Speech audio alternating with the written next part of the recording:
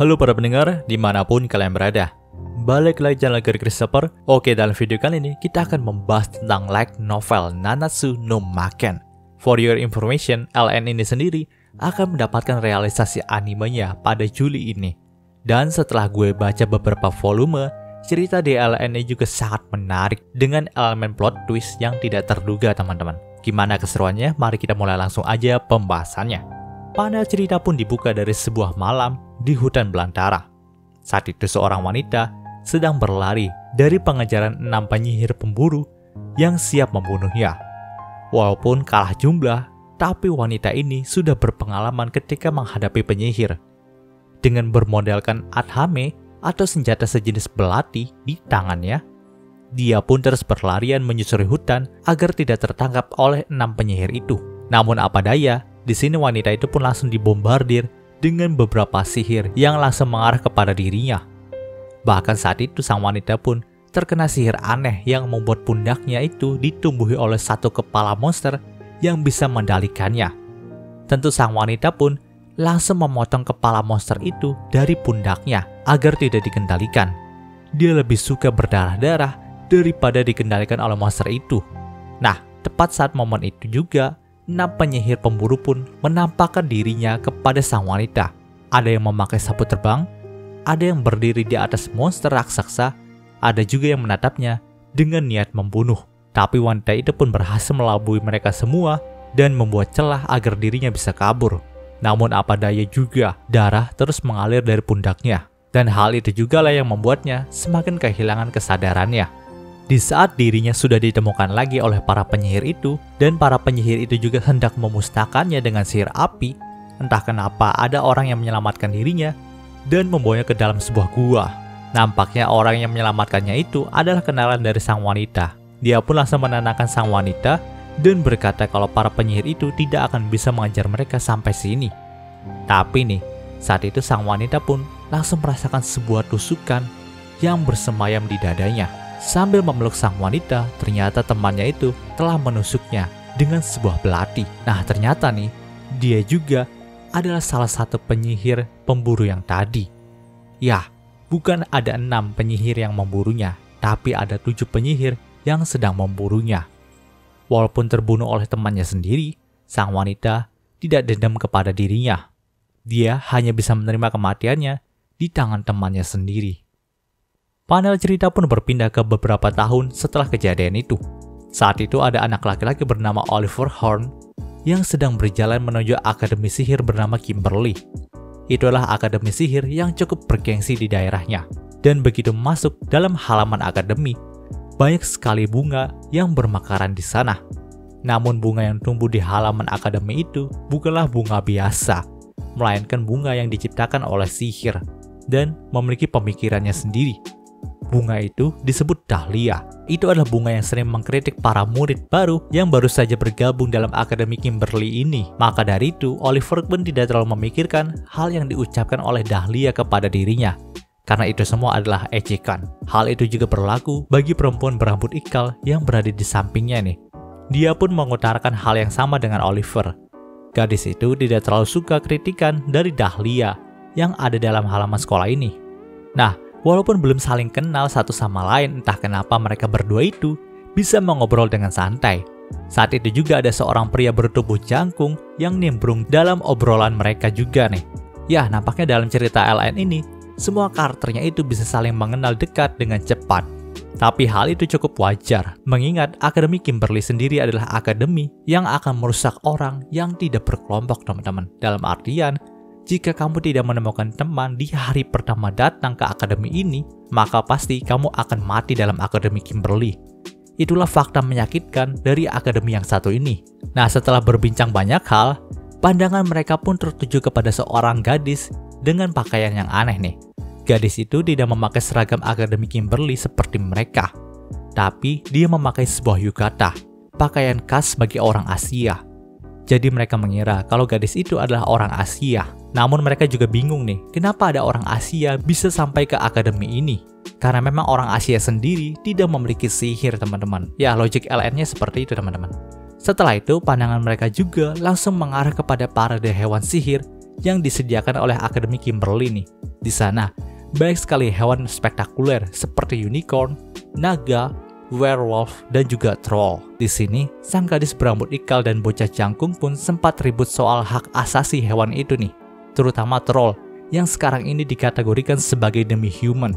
Sang gadis berambut ikal merasa kalau troll tidak pantas diperlakukan seperti hewan parade itu, karena memang di kampung halamannya dia berteman baik dengan troll, sedangkan pandangan berbeda disampaikan oleh bocah jangkung.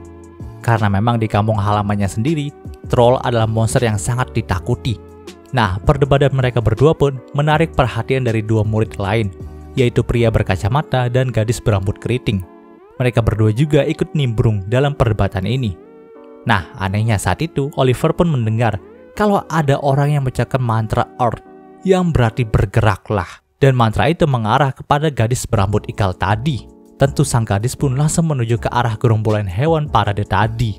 Dan secara tidak terduga, troll yang ada di sampingnya pun langsung mengamuk dan hendak berlari ke arah gadis berambut ikal juga. Semua murid pun panik karena kejadian itu. Mereka tidak bisa melawan troll gitu aja untuk menolong sang gadis berambut ikal. Tapi nih sang gadis samurai pun langsung berdiri di depan gadis berambut ikal dan berusaha menyelamatkannya dari troll. Tentu Oliver dan gerombolan yang tadi pun juga nggak diem aja nih. Walaupun masih memiliki sihir yang lemah, mereka itu saling bahu-membahu untuk membantu gadis samurai itu dalam melawan troll. Di sini, mereka bekerja sama untuk menciptakan pusaran angin yang berbentuk naga. Lalu Oliver pun menggunakan kekuatan manipulasi sihir miliknya dan menciptakan suara naga dalam pusaran angin yang mereka buat.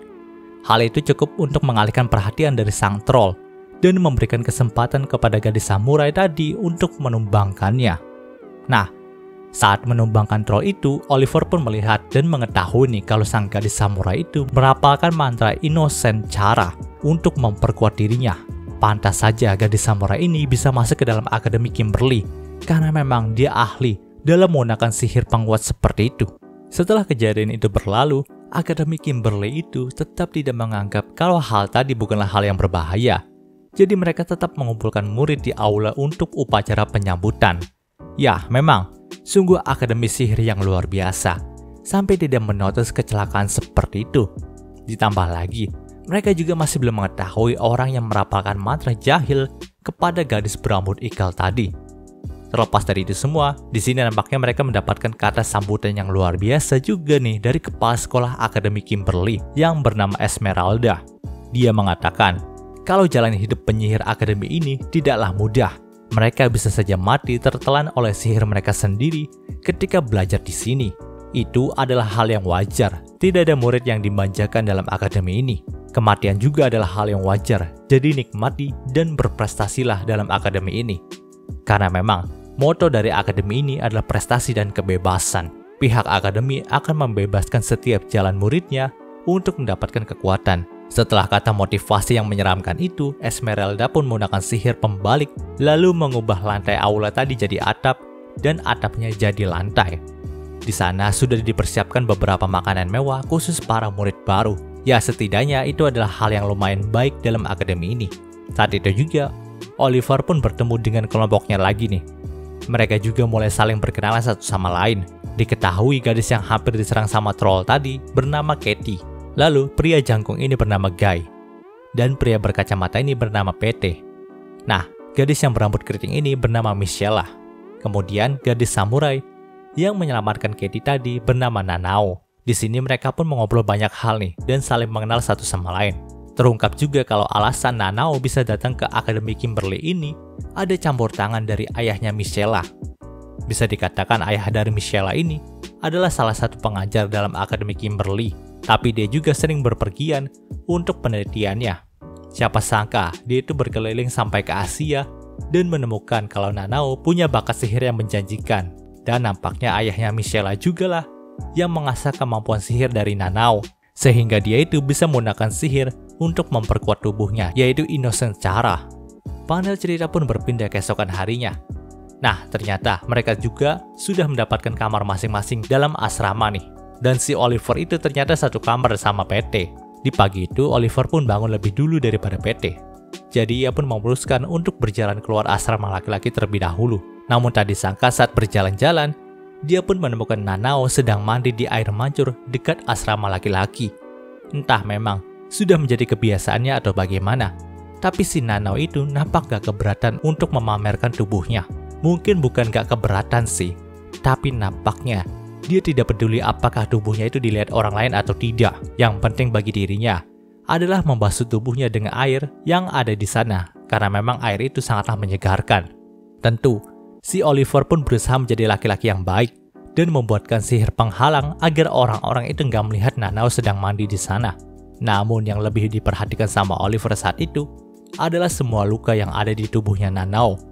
Itu bukanlah luka biasa, itu luka yang seharusnya tidak berada di dalam tubuh wanita. Ya, badan Nanao dipenuhi oleh sayatan pedang yang tidak terhitung jumlahnya. Nanao pun berkata kalau dia minta maaf kalau tubuhnya tidak enak dipandang.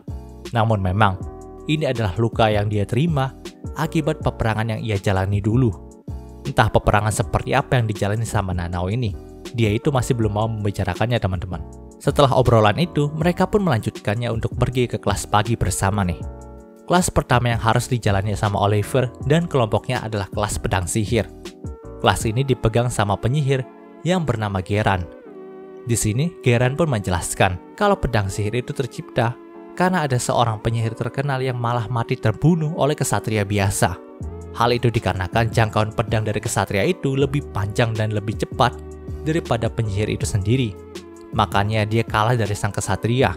Mulai dari situlah para penyihir juga mengembangkan pedang sihir teman-teman. Yang mana mereka itu bisa mengalirkan mantra dengan menggunakan pedang dan bukannya hanya tongkat kayu biasa saja.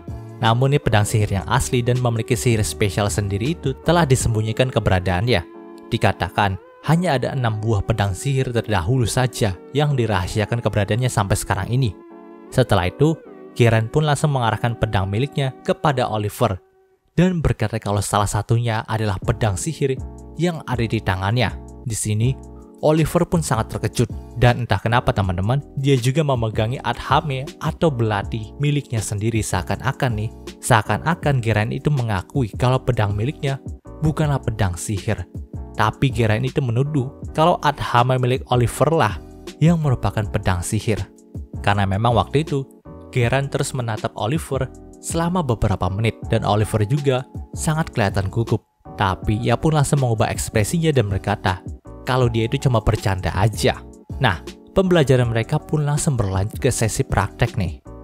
Di sini, Geran mengatakan kalau dia ingin melihat kemampuan berpedang milik muridnya. Dia juga meminta para muridnya untuk tidak terlalu serius dalam latih tanding ini, karena memang ini adalah acara pembuka saja bagi kelas mereka.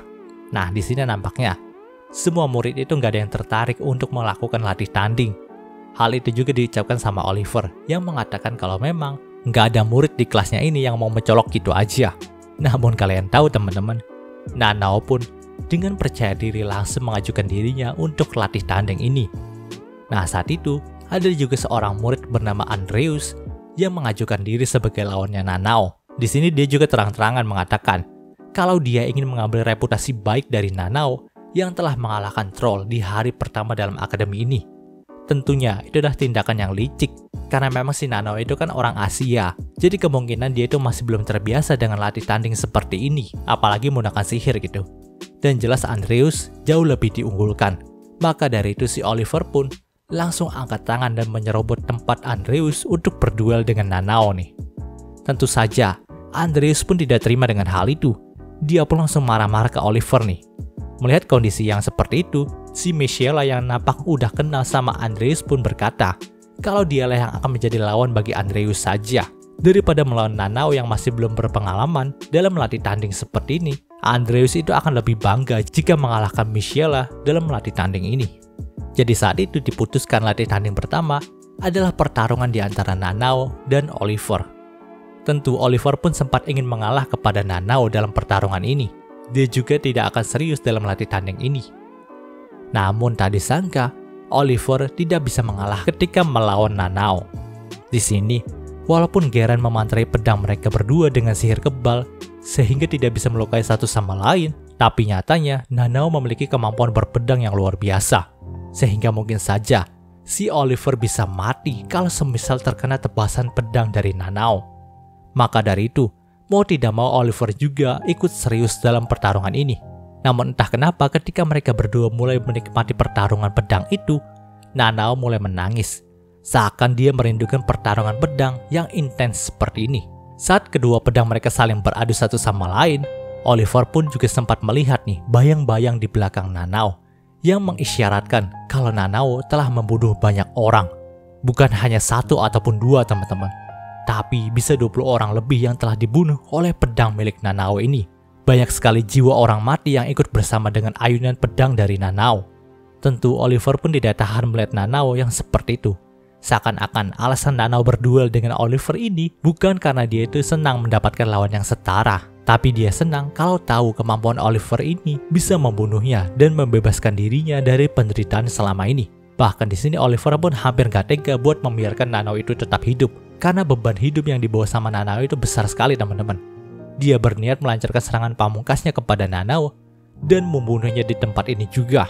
Ya, Oliver sudah termakan sama emosinya sendiri. Begitu juga dengan Nanao yang mempersiapkan serangan terakhirnya kepada Oliver. Dan secara kebetulan, efek kebal yang diberikan kepada Geralt juga sudah habis teman-teman. Tentu Geralt pun gak mau melihat muridnya saling membunuh satu sama lain. Maka dari itu, dia pun langsung menghentikan pertarungan di antara Nanao dan Oliver. Kelas juga langsung dibubarkan karena kekacauan itu. Di sini Geralt juga langsung memberikan hukuman kepada mereka berdua nih, karena berusaha saling membunuh satu sama lain. Dan lucunya di saat terakhir nih, entah kenapa Nanao itu sangat terhibur dengan permainan pedang dari Oliver. Sehingga dengan santainya Nanao itu bilang kalau dia ingin bertarung lagi sampai mati dengan Oliver. Tapi tentu aja Oliver pun sudah insaf dan berkata kalau dia tidak akan bertarung lagi dengan Nanao. Kalau tidak, mereka bisa saling membunuh satu sama lain seperti tadi lagi. Ya, pemikiran kedua karakter kita yang satu ini sangat ekstrim ya teman-teman. Dan cerita di part ini pun berakhir. Oke, begitu pembahasan singkat untuk Nanatsu Maken-nya kali ini. Jika kalian suka video ini, jangan lupa untuk like, komen, juga subscribe, dan juga share agar gue lebih semangat lagi dalam membuat video dalam channel ini. Terima kasih telah mendengarkan sampai titik ini. Gue Gary Christopher, signing off.